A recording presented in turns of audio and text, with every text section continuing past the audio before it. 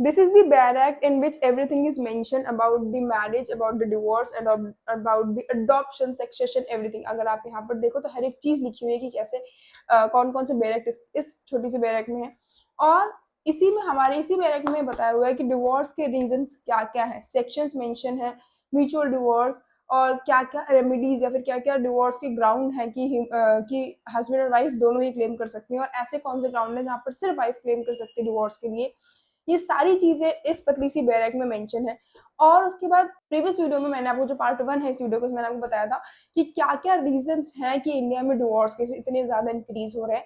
आज के इस वीडियो में हम बात करने वाले हैं कि क्या क्या रीजंस हैं डिवोर्स के, क्या क्या लूप होल्स हैं जो बेसिकली यूज किए जाते हैं, इतने हाई लेवल फेक केसेस क्यों हैं, और एलिमनी इतनी हाई क्यों है। ये सारी चीजें हम बात करेंगे आज की इस छोटी सी वीडियो में।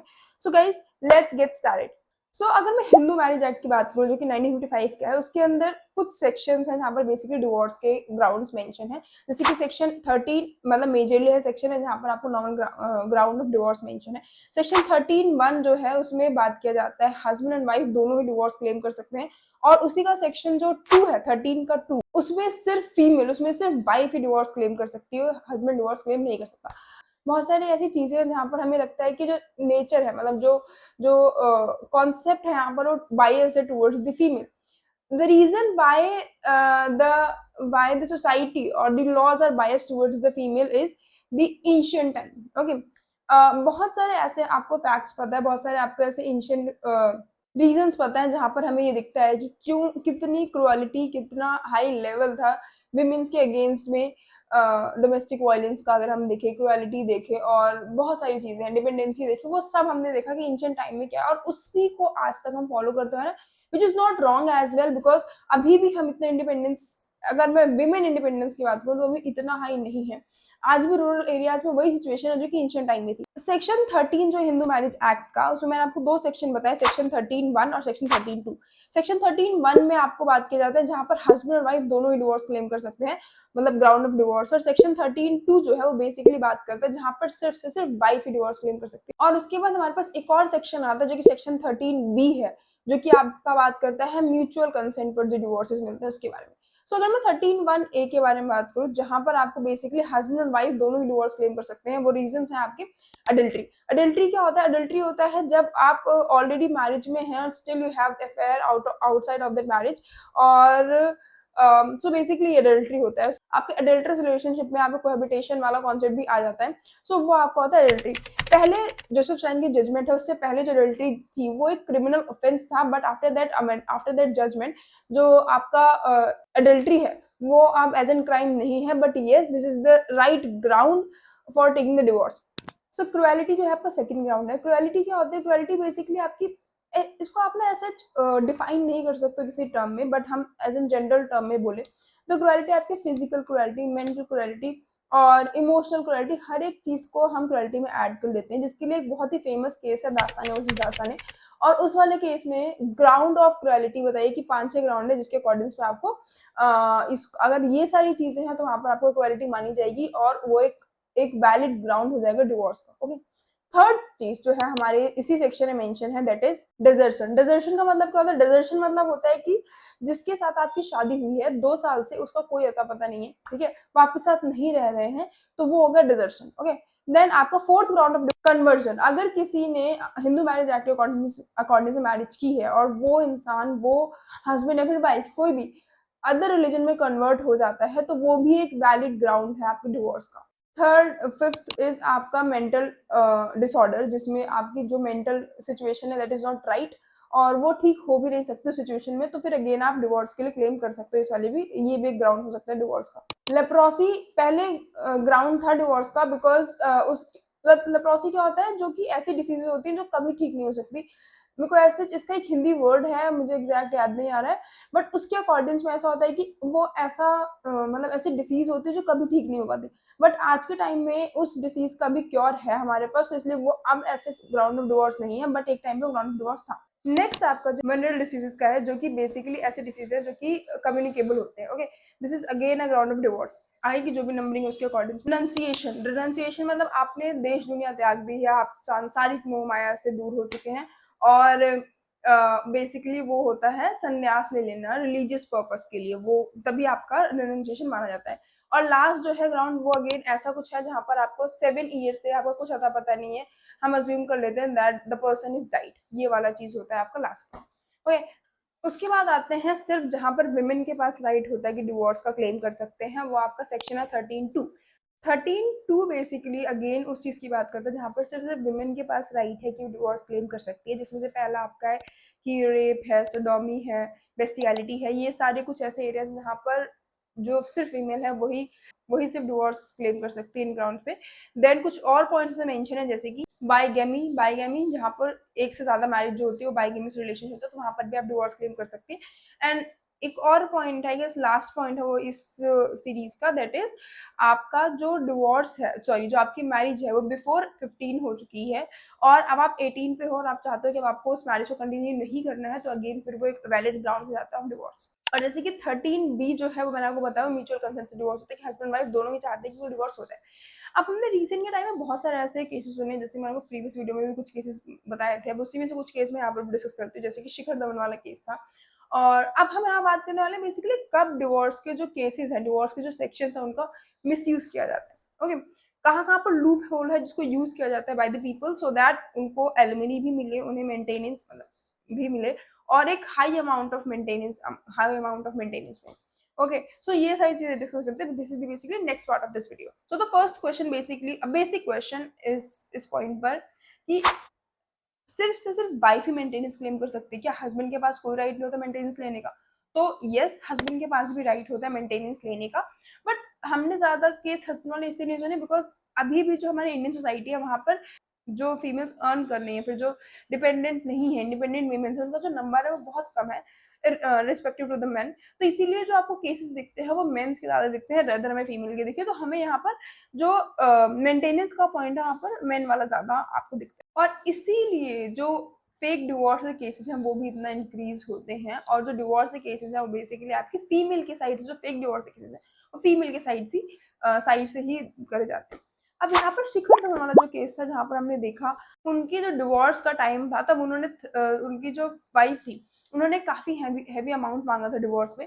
उसके बाद उन्होंने सन की भी जो कस्टडी, जो सन का कस्टडी है वो भी उन्होंने अपने पास ही रखा, और उनको इस रीजन से नहीं दिया गया था सन की कस्टडी बिकॉज जो सन है उनका वो ऑस्ट्रेलियन बॉर्न था, तो ये भी एक रीजन था कि उनको उनकी सन की कस्टडी नहीं दी गई थी। और उसके अलावा जितना भी उनकी वाइफ ने मेंटेनेंस के नेम पर लिया था, बहुत हैवी अमाउंट ऑफ मनी था, उसके बाद उनकी प्रॉपर्टी को भी ले लिया था, ये सारी चीजें ली गई थी उनकी वाइफ के साइड से। तो ये सब इसीलिए हुआ बिकॉज उन्होंने कुछ सेक्शंस का यूज किया था अपने अपने डिवोर्स के मैटर में। उसमें से एक सेक्शन जो किया है यहाँ पर आपको बताती हूँ वो है section 18 of Hindu adoption and maintenance act.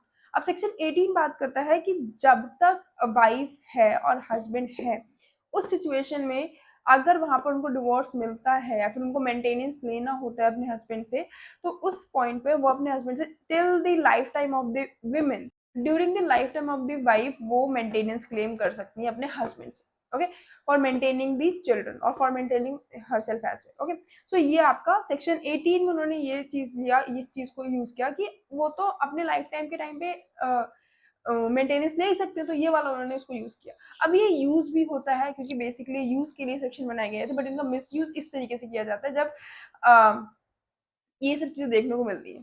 उन्होंने अपने खुद के सन के लिए तो उन्होंने मेंटेनेंस लिया था, बट उनके जो फर्स्ट हस्बैंड थे उनके थ्रू जो उनके बच्चे थे उनके लिए भी उन्होंने मेंटेनेंस क्लेम किया था शिखर धवन से। तो ये भी चीजें देखी जाती हैं। इसके साथ साथ जब हम ये देखते हैं यहाँ पर जो डिवोर्स के केसेस है वो म्यूचुअल कंसेंट पे नहीं होते डिवोर्स, जहाँ पर बेसिकली हस्बैंड नहीं चाहता डिवोर्स देना, तो वाइफ क्या करती है डोमेस्टिक वायलेंस के केसेस कर देती है, डाउरी केसेस कर देती है। तो अगर आप नॉर्मल, अगर डोमेस्टिक वायलेंस केस नहीं है फिर भी डोमेस्टिक वायलेंस केस डल जाता है। ये मेरे को ऐसा लगता है कि यहाँ पर ना थोड़ी सी रिस्पॉन्सिबिलिटी जो है वो एडवोकेट्स की भी होती है, बट मेजर जो होता है एडवोकेट्स ये सब चीजें बोलते हैं कि अगर आपको मेंटेनेंस, अगर आपको डिवोर्स चाहिए तो आप डोमेस्टिक वायलेंस केस डाल दो, अगर आपको अच्छा अमाउंट ऑफ मेंटेनेंस चाहिए तो आप डाउरी केस डाल दो, और जो कि डाल दिया जाता है क्योंकि उन्हें तो चाहिए होता है। तो ये सारी चीजें चलती हैं। अब अगर मैं आपको डोमेस्टिक वायलेंस की डेफिनेशन बताऊं तो डोमेस्टिक वायलेंस में अगेन ये फिर से फेवर में जाता है वेमेन के, और यहाँ पर जो फेवर होता है वो ये कि कुछ भी है, अगर आपने उनका देखो, असॉल्ट तो एक अलग पॉइंट ऑफ टाइम, हैरेसमेंट एक अलग, मतलब वहां पर तो अगर आपने किया है तो वो होगा ही होगा, बट उसके अलावा अगर आप थोड़ा सा भी ऊपर, थोड़ा सा भी अगर आप ऊपर नीचे बात कर लेते हो, थोड़ी तेज बात कर लेते हो या फिर कहीं पर which is not acceptable as well, but still अगर आपने किया तो वहां पर उसको भी डोमेस्टिक वायलेंस में कंसिडर कर लेता है। डोमेस्टिक वायलेंस वायलेंस का जो सेक्शन है बेसिकली वो डोमेस्टिक वायलेंस एक्ट का ही सेक्शन नंबर 3 है, और उसी में बताया गया है कि डोमेस्टिक वायलेंस डेफिनेशन क्या है। अगर मैं आपको कुछ पॉइंट बताऊं डोमेस्टिक वायलेंस के सेक्शंस के, तो डेफिनेशन में ही मेंशन है कि जो अगर हार्म हो रहा है, इंजरी हो रहा है, मेंटल और फिजिकल, तो आपको डोमेस्टिक वायलेंस में आ जाएगा। देन फिजिकल अब्यूज हो रहा है, सेक्सुअल अब्यूज हो रहा है, इमोशनल अब्यूज हो रहा है, तो ये सब भी आपको डोमेस्टिक वायलेंस के अंदर ही कंसिडर किया जाएगा। और अगर आप अनलॉफुली डिमांड कर रहे हो डाउरी का, या फिर उनकी ज्वेलरी नहीं दे रहे हो, ये सब चीजें भी आपको डोमेस्टिक वायलेंस में ही कंसिडर की जाती हैं। तो अगर ये सारी चीजें हो रही हैं by the men to the women, तो यहाँ पर है, यहाँ पर डोमेस्टिक वायलेंस का केस डाल दिया जाता है। ओके, और जो बर्डन ऑफ प्रूफ होता है वो अगेन हस्बैंड के ही ऊपर होता है, क्योंकि वाइफ तो केस डाल रही है, तो बर्डन ऑफ प्रूफ हस्बैंड के ऊपर है कि प्रूफ करे कि भैया हमने नहीं किया है, तो वो अलग सीन हो जाता है। अच्छा, सेकंड जो सेक्शन है वो सेक्शन 498 ए है आपके आईपीसी का, जिसमें हमने बहुत सारे केसेस देखे हैं जहाँ पर डोमेस्टिक वायलेंस हो रहा है, तो सिचुएशन में हस्बैंड के साथ हस्बैंड के रिलेटिव्स को भी उसमें डाल दिया जाता है। ये किस सेक्शन के अंदर होता है? ये होता है आपको 498 ऑफ द आईपीसी, जिसमें ये बहुत स्पेसिफिकली मेंशन है कि अगर हस्बैंड है फिर उसके रिलेटिव के थ्रू कुछ भी किया जाता है, तो वो उसके साथ के साथ इस केस में उनको डाल दिया जाएगा। और यहाँ पर जो पनिशमेंट है दैट इज 3 years। अगर आपके ऊपर डोमेस्टिक वायलेंस का केस जलता है और 498 ए उसमें एंटरटेन किया जाता है, तो जो इम्प्रिजनमेंट है, जो जेल है, वो हो सकता है आपको 3 year के लिए। अब जो मेंटेनेंस है वो कहाँ पर डिफाइन है, मेंटेनेंस कैसे कैलकुलेट किया जाता है, ये सब भी कुछ क्वेश्चंस होते हैं। तो बेसिकली मेंटेनेंस का सेक्शन 25 है, जिसमें 2 टाइप के मेंटेनेंस है। अभी कहीं पे मेंशन नहीं कि ऐसे 2 स्पेसिफिकली टाइप ऑफ मेंटेनेंस है, बट अगर फिर भी हम देखते हैं तो मेजरली हम 2 टाइप से मेंटेनेंस देख सकते हैं। पहला, जहां पर आपको स्पेसिफिकली मेंशन है कि मंथली बेसिस आपको कुछ अमाउंट दिया जाएगा, that will be considered as your maintenance. And third, मतलब सेकंड इज कि एक एनुअल टर्म ऑफ बेसिस बना देंगे, मतलब एक होता है ना कि इलेक्टिव फॉर्म, इलेक्टिव तो नहीं, कंसोलिडेट करके एक अमाउंट बता दिया जाता है कि इतना आपको मेंटेनेंस मिलेगा। ओके, एलिमिनी बेसिकली मिलेगी। तो अब जो पॉइंट आता है कि मंथली कैसे डिसाइड किया जाता है, मंथली डिसाइड ऐसे किया जाता है, कहीं पर ऐसा मेंशन नहीं किस तरीके से इसको डिसाइड किया जाएगा, बट फिर भी हम देखें तो ये बोला जाता है कि 25% जो हस्बैंड की इनकम है वो वाइफ को दे दी जाएगी as a maintenance for the month.